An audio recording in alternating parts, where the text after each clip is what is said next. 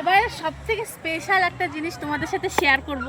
বান্ধবীর বাড়িতে এসে আমি সেটা দেখে মানে খুব এক্সাইটেড, ওটা খাওয়ার জন্যই এক্সাইটেড। মানে দোকান থেকে কিনে খেতে অত এক্সাইটেড লাগে না, ভালো লাগে না, কিন্তু যেহেতু গাছের মধ্যে আর নিজে হাতে যদি ছিঁড়ে খেতে পেতাম তাহলে খুব ভালো হতো। পেছনে আমার বোনের মানে আমার বান্ধবীর বয়ফ্রেন্ড মানে হাজব্যান্ড শুনতে পাচ্ছে, কিন্তু জানি না কি বলবে। তো সেটা দেখো। ওই চন্দনকে ডাকো, ওকে কিছু বলা।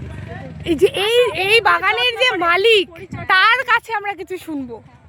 একটু এটাকে দেখে নেই। এই ফলটা, সেটা হচ্ছে এই ফল, এটার নাম মালটা। অনেকটা বড় হয়ে গেছে, পেকেও গেছে। এই যে এক ডালে 4টা আছে, ওটা কত? প্রচুর মালটা ধরে আছে। এটা আর দিকে তোল, এটা তোল। একে একটু করে দেই। আচ্ছা, আমি কিছুই জানি এই না। হচ্ছে না না, এটা তো বলতেই হবে। তুমি এই বাগানের মালিক, তুমি এটা আমি করছো। মালিক, আমি কিছু জাস্ট গাছ লাগানো বাগান হয়েছে, শুধু আমরা ফল বাগান দিচ্ছে। আমরা দেখতে পাই যে খুব সুন্দর, খুব ভালো লাগছে, অনেক এটা ফুল যে হয়েছে, অনেক ফল পরিচর্যা হয়েছে, করে।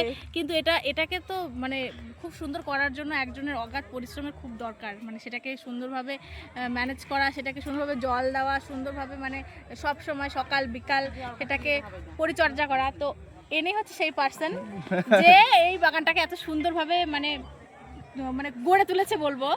মানে খুব ভালো।